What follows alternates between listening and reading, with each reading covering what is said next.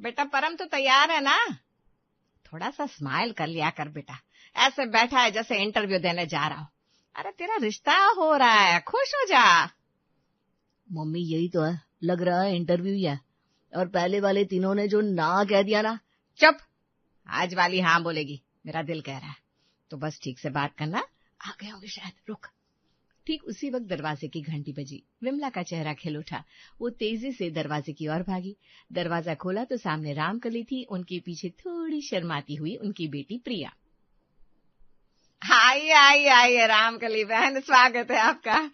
अच्छा ये प्रिया बेटिया है? वाह वाह वाह, फोटो से कहीं ज्यादा सुंदर है। अंदर आइए। धन्यवाद विमला जी। प्रिया बेटा नमस्ते बोलो। नमस्ते आंटी। सब बैठे। विमला ने तुरंत नाश्ता परोसना शुरू किया। गर्मा गर्म पकौड़े, जलेबी, चाय।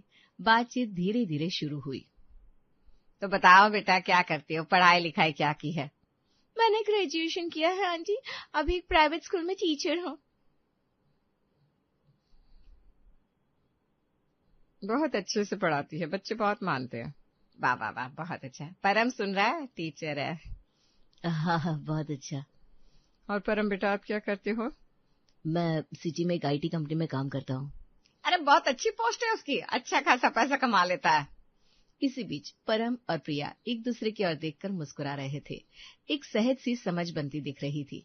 विमला की खुशी का ठिकाना न था, लेकिन तभी। विमला जी एक बात है, हमें आपका पूरा घर देखना है। जहाँ हमारी बेटी रहेगी वो जगह तो हमें देखनी चाहिए ना। लड़का तो देख लिया, पूरा घर भी देख लिया। अरे हाँ हाँ बिल्कुल, क्यों नहीं, चलिए मैं दिखाती हूँ। विमला ने पहले ड्राइंग रूम, फिर बेडरूम, बालकनी दिखाई। सब कुछ साफ सुथरा और आधुनिक साज सज्जा वाला था। आखिर में वो रसोई घर के दरवाजे पर आकर रुक गई। और यह है हमारी रसोई। रामकली और प्रिया ने अंदर कदम रखा। दोनों भौचक्की की रह गई, क्योंकि वहां न कोई शाइनिंग चिमनी थी, न कोई अप्लायंस, बल्कि एक कोने में मिट्टी का पुराना चूल्हा बना हुआ था, जिसके आसपास लकड़ी के लट्ठे रखे थे, एक पुरानी अलमारी और एक टूटी फूटी टेबल। यही सामान था। ये क्या है विमला जी? ये रसोई, ये चूल्हा? अरे हम लोग रसोई के मामले में पुराने ख्यालात वाले हैं। पुराने चूल्हे पर बना खाना स्वाद ही कुछ और होता है, सेहत के लिए भी अच्छा होता है।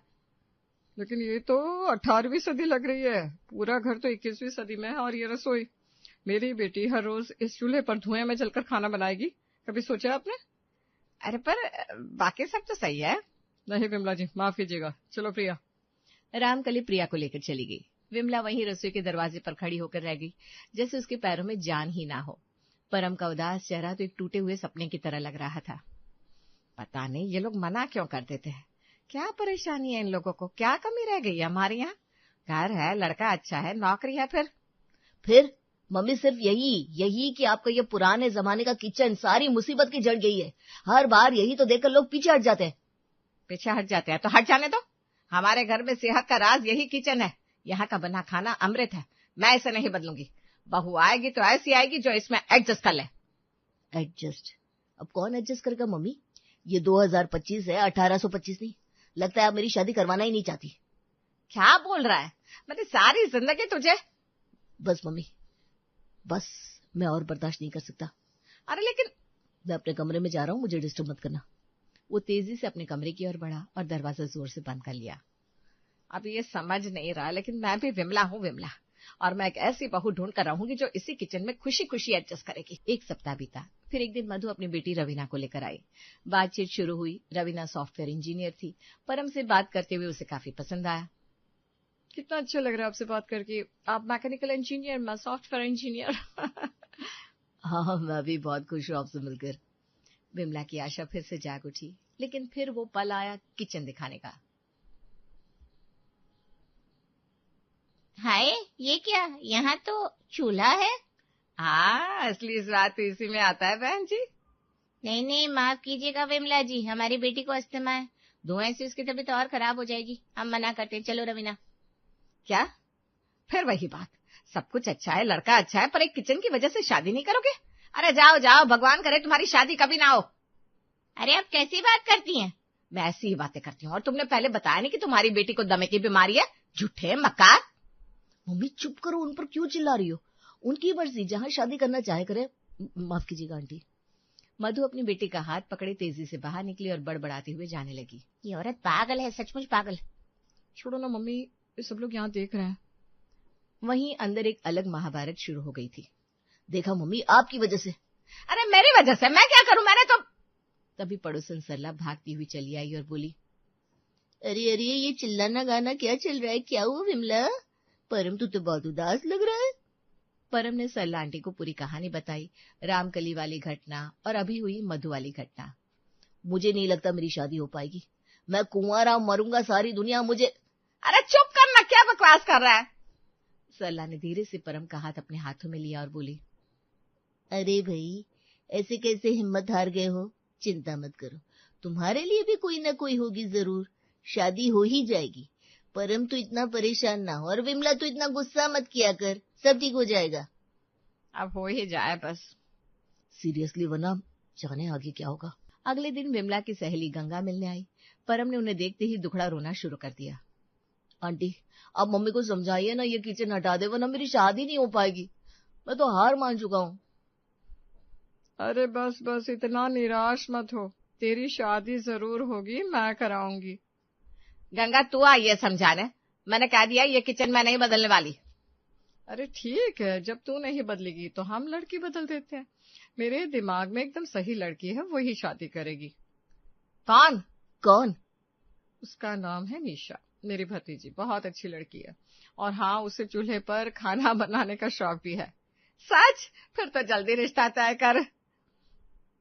गंगा की बात सुनकर परम के मन में एक तूफान सा उठ खड़ा हुआ। आशा की एक किरण और डर का एक साया, दोनों ही उसकी छाती पर सवार होकर कुश्ती लड़ रहे थे। गंगा आंटी तो कह रही है, लेकिन कहीं फिर वही सब ना हो जाए। उसकी आंखों में एक बार फिर वो दृश्य तैर गया, रामकली और मधु का मुंह बनाकर किचन से निकलना। उसने फौरन गंगा से कहा, आंटी एक बात पूछूं, कहीं ऐसा तो नहीं होगा ना एंड मोमेंट पर निशा भी किचन देखकर मना कर दे? आपको किचन हटवाना चाहिए था, तभी मेरी शादी हो पाएगी। अरे बेवकूफ, तू सोचता है मैं तेरी मम्मी जैसी बुद्धू हूँ? मैंने सब प्लान कर रखा है। निशा तुझसे शादी जरूर करेगी, चिंता मत कर, मेरा वादा है। अरे परम, तुझे मेरे ऊपर भरोसा नहीं है तो गंगा आंटी पर ही भरोसा कर ले।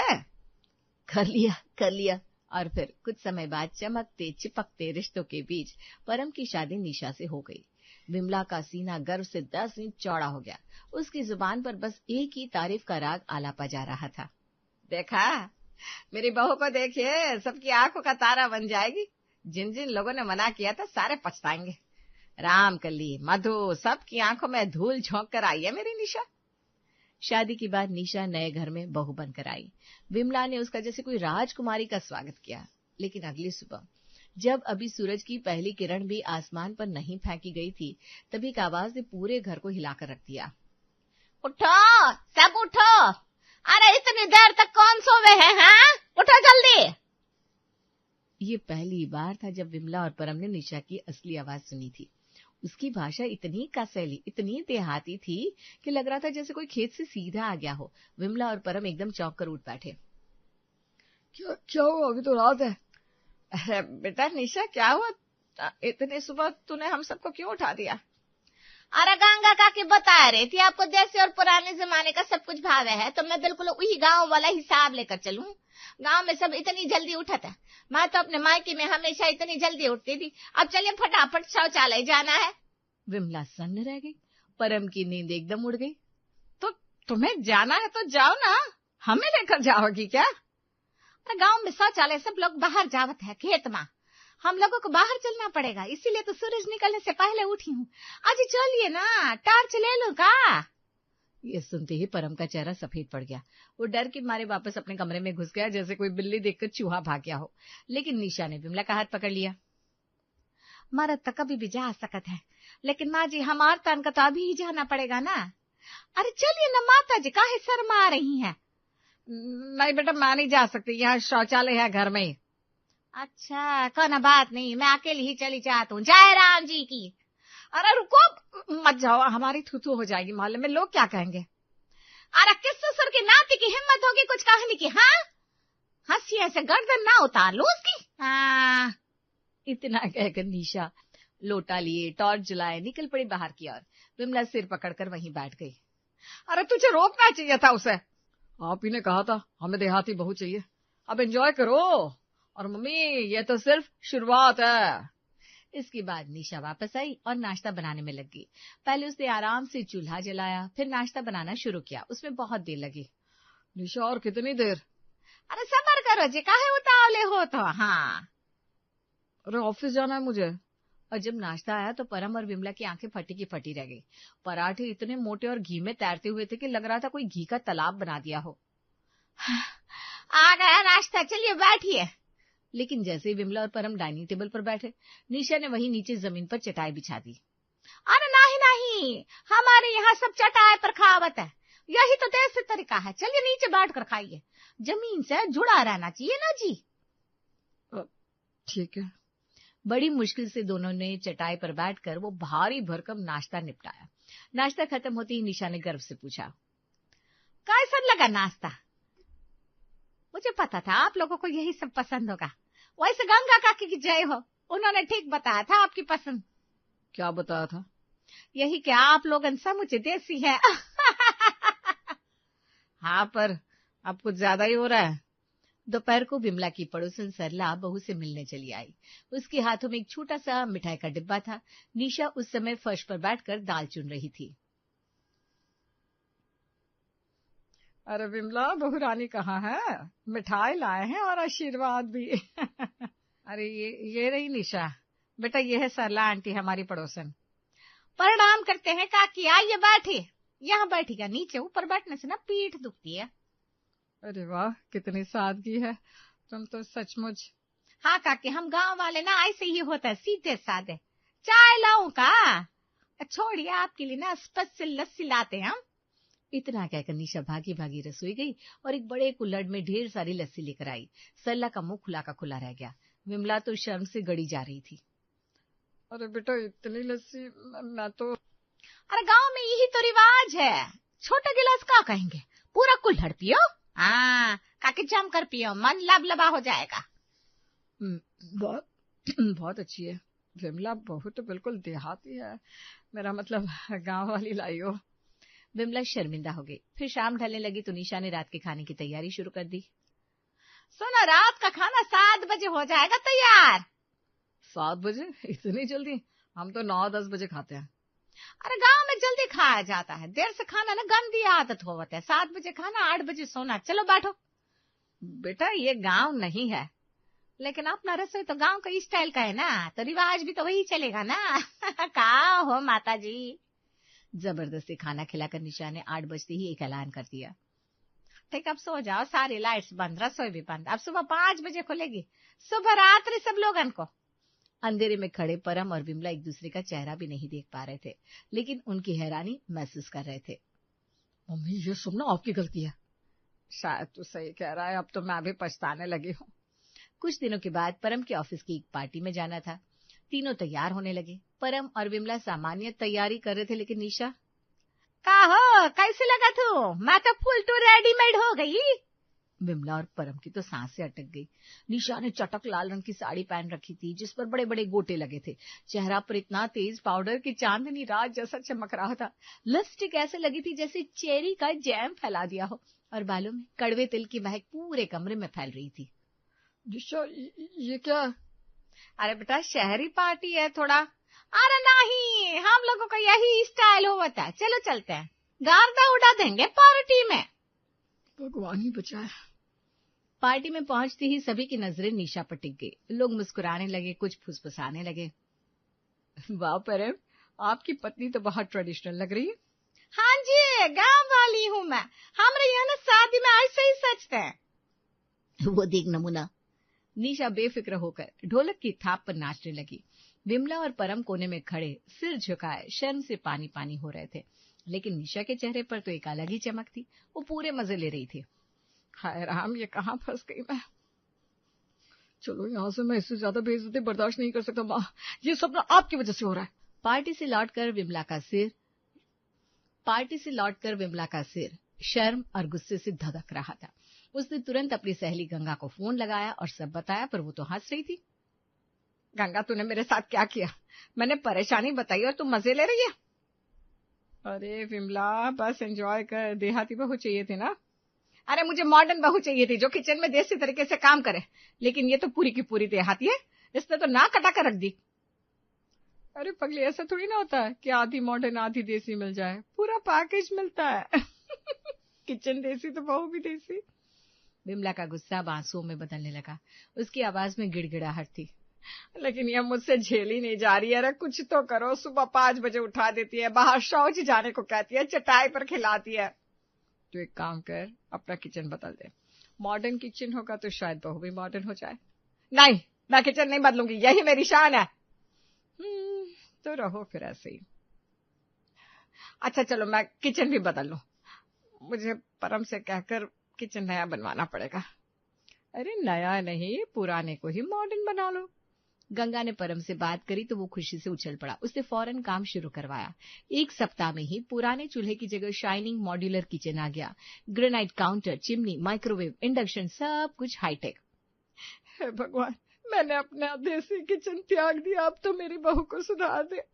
और सचमुच चमत्कार हो गया। अगली सुबह निशा बदल चुकी थी।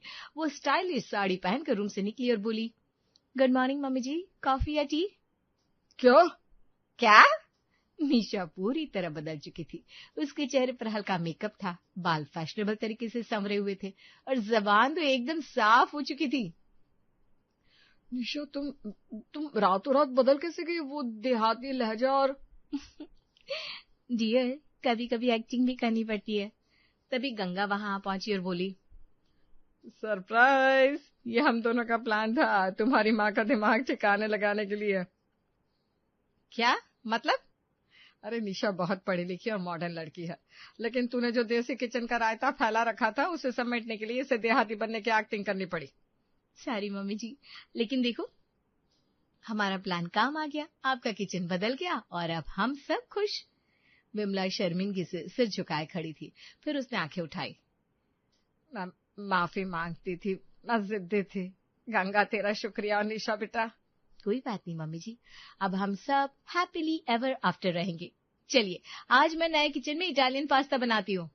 थैंक गॉड, अब सुबह 5 बजे शौच जाने की बातें तो नहीं होगी।